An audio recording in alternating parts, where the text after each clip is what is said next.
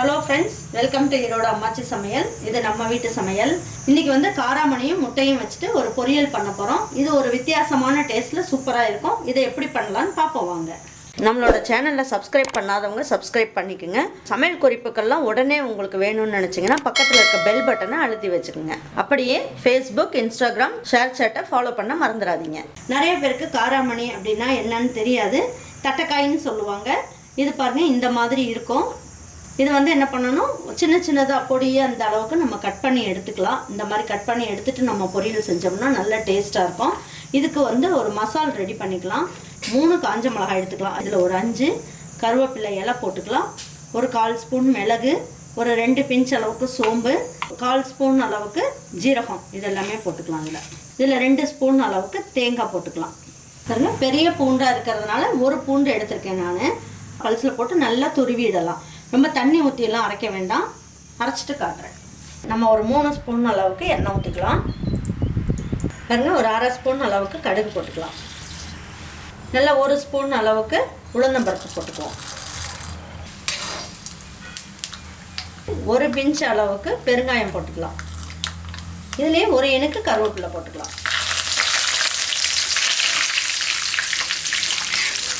இதில் நான் பெரிய வெங்காயமாக ஒரு வெங்காயத்தை எடுத்து இந்த மாதிரி நல்லா நீல வாக்கில் நல்லா பொடியாக கட் பண்ணியிருக்கேன்.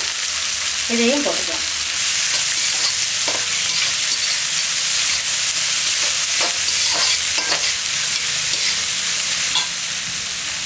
பாருங்கள், இப்போ காராமணியை இந்த சைஸுக்கு நம்ம வந்து நல்லா பொடியாக கட் பண்ணி எடுத்து வச்சுருக்கோம்.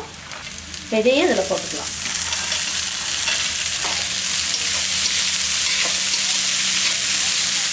இதுக்கு தேவையான அளவுக்கு மஞ்சள் தூள் போட்டுக்கலாம். இந்த காய்க்கு தகுந்த அளவுக்கு உப்பு போட்டுக்கலாம்.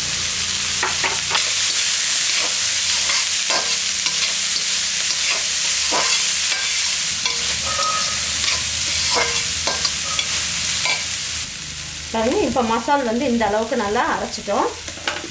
இந்த அளவுக்கு நீங்கள் தண்ணி ஊற்றி அரைச்சிக்கோங்க. இப்போ நம்ம என்ன பண்ணலாம், இதுக்கு வேகிறதுக்காக தனியாக நம்ம தண்ணி ஊற்றி வேக வைக்கணும்னு அவசியம் இல்லை. இந்த மசாலையை நம்ம ஊற்றிக்கலாம். மிக்சியில் கொஞ்சமாக தண்ணி ஊற்றி இதில் ஊற்றிக்கலாம்.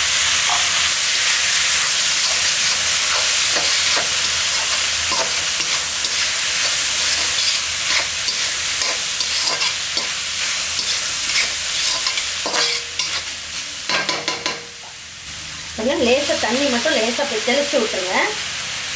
தெளித்து விட்டிங்கன்னா இந்த காரம் எல்லாம் ஒன்றா சேர்ந்து நல்லா வேகட்டும். கொஞ்சம் ஸ்லோ ஃப்ளேமில் வச்சுருங்க. நல்லா வேகட்டும். இது ஒரு 2 நிமிஷம் வெந்தால் போதும். நல்லா வதக்கிட்டோம். ஒரு 2 நிமிஷம் வேகட்டும். பாருங்கள், நல்லா ஸ்லோ ஃப்ளேமில் வச்சோம். இது வந்து நான் 2 வாட்டி நல்லா எடுத்து கிளறி விட்டுட்டேன். பாருங்கள், சூப்பராக அருமையாக வந்துருச்சு.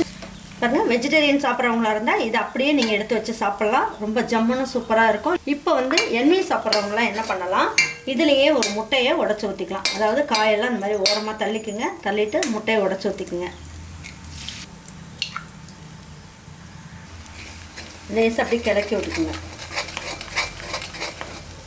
கொஞ்சம் கொஞ்சமாக இதை அப்படியே இதில் மிக்ஸ் பண்ணி விட்டுடலாம். முட்டையை ரொம்பவும் கலந்துட்டிங்கன்னா இல்லை உடஞ்சி ரொம்ப தூள் தூளாயிரும். ஆனால் கொஞ்சம் நேரம் வேகட்டும். வேகிறதுக்காக இந்த மாதிரி வச்சுக்கலாம்.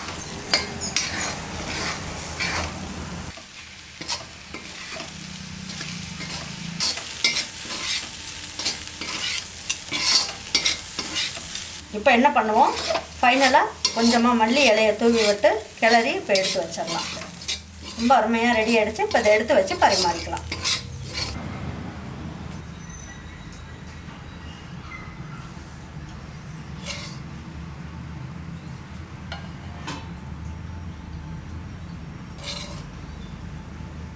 ரொம்ப அருமையாக சூப்பராக இருக்கும். இதே மாதிரி ஒரு காராமணியும் முட்டையும் வச்சுட்டு நல்லா வெஜ்ஜு சாப்பிட்றவங்களுக்கும் என்வி சாப்பிட்றவங்களுக்கும் இந்த மாதிரி நல்லா நீங்கள் ஒரு பொரியல் செஞ்சு கொடுங்க. இதே மாதிரி ஒரு பொரியல் நீங்கள் உங்கள் வீட்டில் இருக்கவங்களுக்கெல்லாம் செஞ்சு கொடுத்துட்டு லைக் பண்ணுங்கள், ஷேர் பண்ணுங்கள், சப்ஸ்கிரைப் பண்ணுங்கள், மறந்துடாமல் கமெண்ட்ஸ் பண்ணுங்கள். தேங்க்யூ ஃபார் வாட்சிங் ஈரோடு அம்மாச்சி சமையல். தேங்க்யூ.